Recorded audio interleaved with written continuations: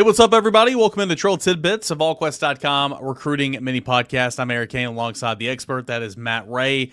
A lot to discuss here this week. Tennessee football. What a big time football game coming up on Saturday. Oklahoma. This is essentially a college football playoff eliminator.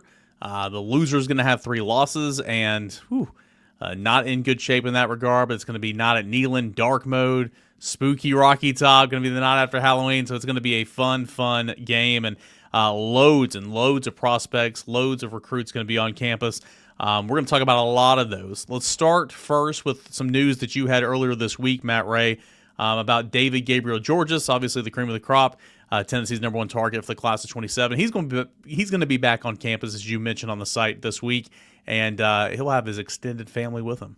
Yeah, David Gabriel Georges is going to be back on campus this weekend along with a number of family members, another unofficial visit to Tennessee. And this is big for Tennessee, in my opinion, Eric. I mean, when you look at it, he's a guy that was here earlier in October for the Arkansas game, had mom and dad with him. They had a really good time. Tennessee rolled out the red carpet for that. I would expect them to do the same again this weekend.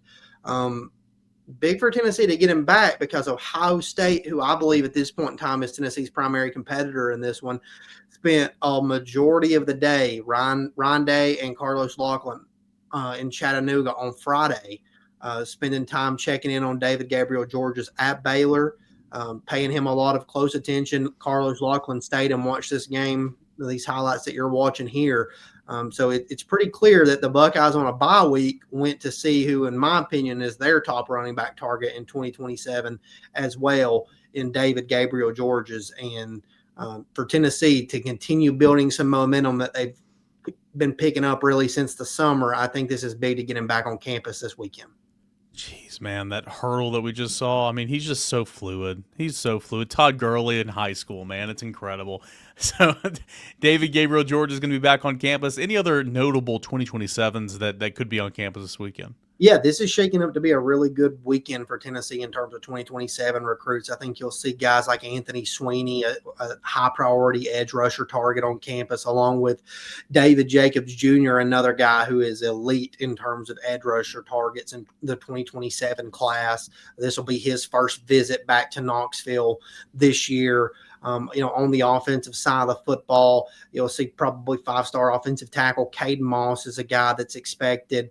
2027 running back Tyson Robinson also expected in attendance. You'll see some of these in-state guys. I'm paying close attention to see if Keyshawn Bowman ends up here this weekend. We'll see what he does. He's took some visits this fall. At one point, the plan was to be back on Rocky Top this weekend. We'll see if that ends up holding true. But overall, a really big weekend shaping up in terms of 2027s for Tennessee. And this is just one of those games with it being a night game. It's the premier game in the conference. You just really don't ever know who's going to show up to this one, especially in terms of those young guys. I mean, a few years back, Jarrett Gibson showed up to multiple Tennessee games that no one really knew he was coming to. Because of the timing and because of the magnitude of the game, he was able to make it. He showed up. Tennessee tried to put their best foot forward in those recruitments. So that's what these weekends allow for younger guys, and we'll see who Tennessee ends up getting here when things roll in on Saturday. So a lot of notable 27s looking ahead to next year's class, of course, headlined by David Gabriel Georges. But, man, there's a slew of 26s, and I think it's going to be interesting to see, how many more Tennessee wants to take. They got 24 right now. There's no, like in the old days, 25 and you got to get below 25. There's none of that anymore. Tennessee can take and sign as many as they want to. But already with 24, how many is realistic? Maybe it'll become fluid and we'll know more in December. But for right now, they're still attacking a lot of different guys. And one that's expected to be on campus, a premier edge in the class, 6'7", 265, and Franklin Whitley. Yeah, this is a big visit for Tennessee with Franklin Whitley, in my opinion. I talked to him last week, and he's a guy that has really started to blow up, just started back playing football for the first time this year since 5th grade. He's been out on the basketball court with his size. He decided to come back over to football. He thought there could be some opportunities there. There have been. Florida State, South Carolina heavily in the mix as well. He's visited both of those programs. Tennessee, I think right now has a chance to grab some momentum with a good visit this weekend if they put their best foot forward there, because they're going to host him for an official visit at the end of November. He's planning to decide right there really quick after that official visit because of the timing of that early signing period. So Tennessee has a chance to build some momentum and put themselves in a good spot with about 4 weeks left in this recruitment. And it's going to really come down to a couple of things for him, and that's development and what he sees and builds a relationship with the coaching staff. And when you look at the programs recruiting him, there's not a track of development better than what Rodney Garner offers. And I think he's pretty aware of that. Yeah, so we're looking for maybe another edge to get in this class, and Franklin Whitley's certainly going to be in that conversation. Let's go to the NFL Academy. Let's go to the tight end position. Tennessee's playing a lot of tight ends right now. Potentially a 2026 tight end could be a guy by the name of Luka Wolf. Yeah, committed to Cal currently, but has had a lot of schools reaching out to him, Tennessee being one of those schools. I think he's a guy that they like the traits, they like the athleticism, the upside that he could bring to a tight end room. Can come in as a younger guy if he chooses to come to Knoxville and get developed. But a guy that what you see here on these highlights, ability to run after the catch, big frame, big athlete, with a lot of upside. Hurdle there, not quite as successful as TGG's, but it was still effective nonetheless.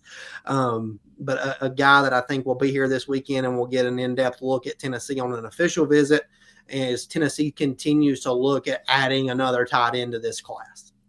I think it's so wild looking at some of this footage. I remember a couple of years ago with Emmanuel Okoye and coming from the NFL Academy, and sometimes they're playing on football fields, sometimes they're playing on soccer fields.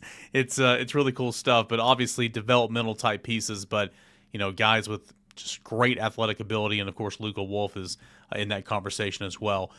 Tennessee looking at the running back position potentially could add there, right? The transfer portal is obviously an option as well, but a guy that we've mentioned several times over the last year or so, Amari Lattimore. How real is Amari Lattimore at this point in time, and will he be on campus?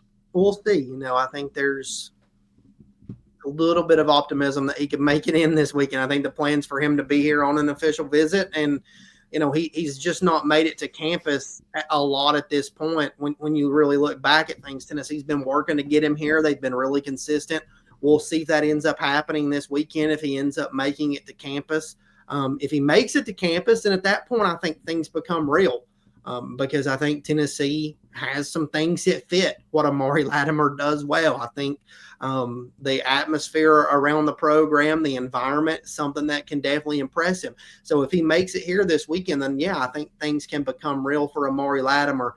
But a guy that I think when you look at it and you look at that ranking, he's probably underrated if you talk to a lot of folks. A lot of schools really like his skill set, his size, what he's able to do at the second level. And the upside of him as a back.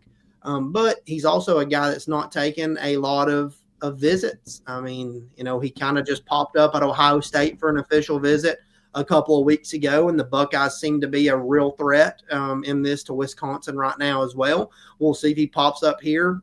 Actually, this weekend, Tennessee's been trying to get him up here, and they've just kind of refused to go away. So if they get him here, it becomes real to me, but we'll kind of see where things are there going into the weekend.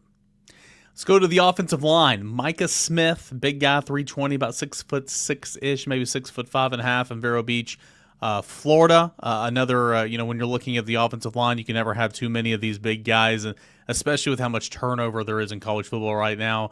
You've seen Tennessee in recent years not have enough tackle bodies or not have too many guard bodies. This is a guy that bigger, but has some versatility to his game as well. Yeah, I think a guy that is very high upside, committed to UCLA right now, but a lot of programs have continued to reach out. Was at Ohio State on an official visit that same weekend that Amari Lattimore was earlier this month. And a guy that Tennessee's just kind of never gone away on. Glenn Ellerby was out to see him on the road. Tennessee's just continued to chip away at Micah Smith, and they're working to get him to campus for an official visit and really get their shot. He's a guy that can play a couple of different positions, as you said, with that versatility of that size and frame. And a guy that I think Tennessee can continue to really put their best foot forward at and have a chance of keeping here in the Southeast. Next guy I want to stop in with is a guy that we mention his name all the time. He's right here in Tennessee's backyard. It seems like every single year, Powell has some type of defensive lineman that's going to play at the next level. Whether it, Walter Nolan a few years ago, then it was Stephen Souls, who led Kentucky in sacks heading into last week, and now it's Iverson Garcia. Iverson Garcia is an interior presence, works really well with Caleb Akers on that Powell defensive line as well. But Garcia's who we're talking about, USF commit, but he's been coming back to Tennessee a lot lately. Again, he's in Tennessee's backyard. Gardner loves him. This one, and I don't want to speak for you, it feels like, compared to where it was 2 or 3 months ago, so much more real now because he just keeps coming back. Yeah, I think, it just feels more real than it did as this one's continued to play out because, as you said, he just continues to come back. He's just continued to visit campus. He's continued to come over and have a good time. It's easy for him to get there. He enjoys the environment. He enjoys the people that he's around.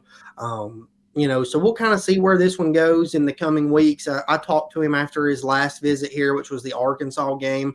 We'll see if he's here this weekend. I haven't seen anything firm in plans that he's going to be here, but Powell has a game on Thursday night. He's got a prime opportunity to rest up on Friday and then head over on a visit on Saturday or head somewhere else potentially. We'll see what ends up coming up with him and if he's back again this weekend. But when I kind of ask him, for him, it's really working through the process. The process all happened late for him. USF did a really, really nice job of recruiting him. He feels a lot of loyalty to that staff and the way that they've continued to recruit him.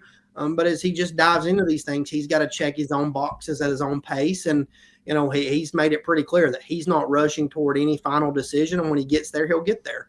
And I think Tennessee's done a nice job of just being consistent and pushing the right buttons and continuing to remind him that he's a priority. And, it helps that when he's been inside of Neyland Stadium, the defensive line has played pretty well most of the time that he's been there.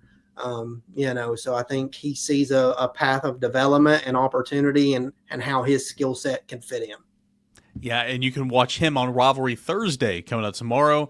Locally here in the Knoxville area on the Knox, and of course you can check it out on the Rivalry Thursday YouTube channel as well. We've had him a couple of different times over the years. Big boy, really, really big boy, moves really well, so he flashes for sure, especially in this area of high school football. Let's talk about 2 more guys in the 26 class. Might not make it to campus this week, but obviously worth mentioning. Let's start with Dre Quinn. We mentioned him several different times over the last couple of months on Trail Tidbits. Sometimes it feels like it wasn't very real. Now it feels like it's kind of teetering the other way. Dre Quinn. Where does Tennessee stand with Dre Quinn right now, and could he end up in this class? Yeah, I think Tennessee's continued to do a really nice job of recruiting him. He's one of those guys that when Coach Chop gets his eyes set on you and he starts to recruit you, he starts to chip away at you. He's consistent. He relates very well. And I think Dre Quinn is a guy that when he committed to Clemson, back kind of somewhat early in the official visit process, he was scheduled to be at Tennessee later that month. And he went to Clemson and, he saw a fit there and the culture went out and a number of things worked in his favor there. But I think as it just kind of continued to work through the process, I think he saw that there were opportunities at other programs. I think he saw the idea of playing in the SEC, what an edge rusher can be in the SEC, what an edge rusher can potentially be in a Big Ten program as well, because Ohio State's one of those other programs that have continued to be in the mix for him. But, I think it got very real for Dre Quinn when he showed up on campus for the Georgia game. He's still committed to Clemson, and that just was not the MO for Clemson commits. They just don't take visits until they're decommitted. That's just kind of how it works. You decommit, then you take visits. That wasn't the MO for, Dre Quinn, though. He came to Tennessee. He took the visit. He went back to Clemson the following week, and then shortly after, he proceeded to decommit from that. But Clemson tried to hold on to him, so that should tell you a lot about who he is as a player. But overall, for Dre Quinn, I think it's very real for Tennessee right now. I think they've done a nice job in a battle that's, has some major players in it. I think Tennessee's done a really nice job, and I think they've given themselves a very realistic chance as he's set to be back on campus later this month in November for an official visit. Yeah, it just cracks me up every time somebody mentions the whole how Clemson does recruiting or how Dabo did it for so long. I mean, he's not going to be able to continue to do it that way. Like, if I was a highly rated 4-star, maybe even a 5-star. Like if I was a recruit and I was committed in their class, and they said, "Oh no, you can't go anywhere." I'd be like, "The hell? I'll go wherever I want to go." It baffles me how some kids actually buy into that, and some kids like Dre Quinn just don't care. And Yep. good on them. Good on them for sure. Last one, let's look at the Mississippi State, or excuse me, let's look at the junior college realm. Northwest Mississippi Community College, a guy by the name of Jalen Thomas, who Tennessee has a lot of interest in. Yeah, a guy that was here for the Arkansas game as well, picked up an offer shortly after that. Looking for Tennessee to bring him in on an official visit probably later in the year. A JUCO guy that really makes plays that Rodney Garner really likes. He's originally from the Memphis area, and he had himself a big time when he was up here for that Arkansas game. And I think Tennessee's done a really, really nice job of recruiting him, and it's given them another guy that they can look to add along the defensive line in this class. And it feels like for Tennessee, that's going to be a point of emphasis late because, as you can tell, we've already talked about a number of defensive linemen. Like Franklin Whitley, I think he probably ends up developing more into like a strong side defensive end type than an edge, given his frame and the ability to grow into that. He can probably push up to 300 pounds pretty easy. So it's clear that Tennessee's trying to add different bodies that can play different techniques along the defensive line in this recruiting class. And I feels like that'll probably be a point of emphasis in the transfer portal as well. And Jalen Thompson's a guy coming out of junior college that gives them another option, a guy that's pretty good size, 6'2", 300 pounds, twitchy, can move, makes plays. There's plenty to like about him. And when Rodney Garner hones in on these types, sometimes it's like, I think people look at it and say, well, he's not rated very high, or he's not this, or maybe this program hasn't offered him. But when Rodney Garner sees something that he likes, it's kind of to the point, like, you just really can't question it anymore, right? Look at Omar Norman Lott. Pursued him twice in the transfer portal.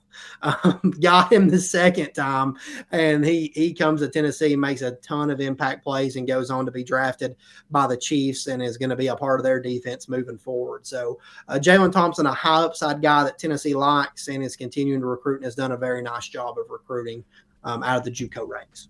And I'm sure Rodney Garner wouldn't have put it past him to already be working on his stance, even though he's not a Tennessee commit, because that stance is going to have to get fixed day one.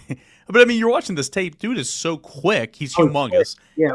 He's so quick and he's so strong. But, his stance looks like he's a pulling guard giving it away. Like, he has no weight on his hands. Yep, he's a big kid. I think around 6'2", 305, and you can tell there's a lot of power there. Tons and tons of power there. It's going to be a lot of fireworks and a lot of power here on campus for the University of Tennessee, hosting a slew of 27 and some 26 targets. We talked a lot about them right here on Trail Tidbits. Awesome Price, Matt Ray. They'll have you covered. War Room coming up later in the week. Who all is going to be here? Plus, they'll talk a lot of these guys when they're here on campus, when they're leaving. All that and more. Continuous around-the-clock recruiting coverage right here at Volquest.com. For Matt Ray, I'm Eric Kane. Thanks so much for joining us here on Trail Tidbits at Volquest.com.